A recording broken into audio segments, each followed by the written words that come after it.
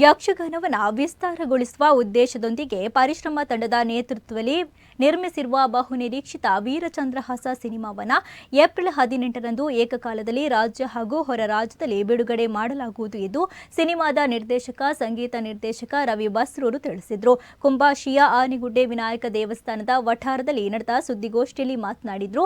ಈ ಚಿತ್ರದಲ್ಲಿ ಬಹುತೇಕ ಪಾತ್ರಗಳನ್ನು ವೃತ್ತಿಪರ ಯಕ್ಷಗಾನ ಕಲಾವಿದರೇ ನಿರ್ವಹಿಸಿದ್ದಾರೆ. ಸುಮಾರು 400ರಿಂದ 500 ಪಾತ್ರಧಾರಿಗಳು ಸಿನಿಮಾದಲ್ಲಿ ದೃಶ್ಯಾವಳಿಗಳಲ್ಲಿ ಅಭಿನಯಿಸಿದ್ದಾರೆ. ಪ್ರಸಿದ್ಧ ಭಾಗವತರಾದ ಪಟ್ಲ, ಜಾನ್ಸಾಲೆ, ಮೊಗೆಬಿಟ್ಟು, ಚಿನ್ಮಯಿ, ಬಿಲ್ಲಾಡಿ ಮುಂತಾದವರು ಹಿನ್ನೆಲೆ ಗಾಯನದಲ್ಲಿ ರಸದೌತಣ ನೀಡಿದ್ದಾರೆ. ವೇಷ ಕಟ್ಟುವವರು ಹಾಗೂ ಬಣ್ಣವನ್ನ ಹಚ್ಚುವವರು ಸೇರಿ 100 ಮಂದಿ ಕಲಾವಿದರು ಹಾಗೂ ತಂತ್ರಜ್ಞರನ್ನ ಬಳಸಿಕೊಳ್ಳಲಾಗಿದೆ ಎಂದರು. ಈ ಸಂದರ್ಭದಲ್ಲಿ ನಾಯಕ ನಟ ಶಿಥಿಲ್ ಕುಮಾರ್ ಶೆಟ್ಟಿ, ಆಯೋಜಕರಾದ ನಾಗರಾಜ್ ಶೆಟ್ಟಿ ನೈಕಂಬಳ್ಳಿ, ಕಲಾವಿದರಾದ ನವೀನ್ ಶೆಟ್ಟಿ ಅರ್ಬೈಲ್, ಪ್ರಸನ್ನ ಶೆಟ್ಟಿಗರ್, ಭಾಗವತ ಪ್ರಸಾದ್ ಕುಮಾರ್ ಮೊಗೆಬಿಟ್ಟು ಉಪಸ್ಥಿತರಿದ್ದರು.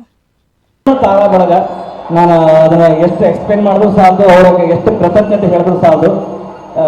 ನಮ್ಮ ಶಿಥಿಲ್ ಅವರು, ನಮ್ಮ ಪ್ರಸನ್ನ ಶೆಟ್ಟಿಗಾರರು, ಅದಾದಮೇಲೆ ನಮ್ಮ ಮೊಗೆಬಿಟ್ಟವರು, ಇದು ಪ್ರತಿಯೊಬ್ಬರು ಅವರವರ ಆ್ಯಂಗಲ್ನಲ್ಲಿ ನಮಗೆ ಕೊಟ್ಟಂಥ ಡೆಡಿಕೇಶನ್, ಪ್ರತಿಯೊಬ್ಬ ಆರ್ಟಿಸ್ಟು ಅವರೊಂದು ಆ್ಯಂಗಲ್ನಲ್ಲಿ ಅವ್ರಿಗೆ ಕೊಟ್ಟಂಥ ಡೆಡಿಕೇಶನ್.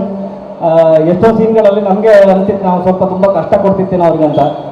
ಅದಾದಮೇಲೆ ಅದ್ಭುತವಾದ ಸಾಹಿತ್ಯದ ಮೂಲಕ ನೀವು ಇಲ್ಲಿ ತನಕ ಕಂಡಂಥ ಯಕ್ಷಗಾನದ ಏನು ಶೇಡು, ಈ ಸಿನಿಮಾದಲ್ಲಿ ಯಕ್ಷಗಾನದ ಶೇಡು ತುಂಬ ವಿಭಿನ್ನವಾಗಿರುತ್ತೆ. ಹಿಮ್ಮೇಳದಲ್ಲೂ ಅಷ್ಟೇ ಎಲ್ಲ ನಮ್ಮ ಚಂಡೆವಾದಕರು ಶಿವಾನಂದ ಕೋಟದಿಂದ ಹಿಡಿದು ಸುಮಾರು ಜನ ಇದ್ದಾರೆ.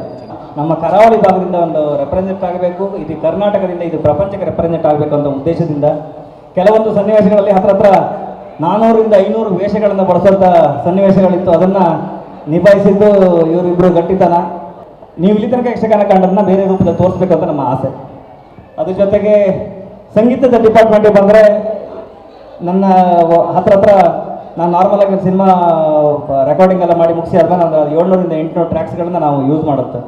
ಬಟ್ ಇಲ್ಲಿ ನಾನು ಚಂಡಿಯವರಿಗೂ ಅವ್ರ ಮೊದಲೇ ನಾನು ಹಿಮ್ಮೇಳದವರಿಗೆ ಎಷ್ಟು ಥ್ಯಾಂಕ್ಸ್ ಹೇಳಿದ್ರು ಸಾಧ್ಯ. ಹತ್ರ 1600ರಿಂದ 1700 ಟ್ರ್ಯಾಕ್ಸ್ ಬರೀ ಚಂಡೆ ಮತ್ತು ಮೊದಲೇ ಬಂದಿದೆ.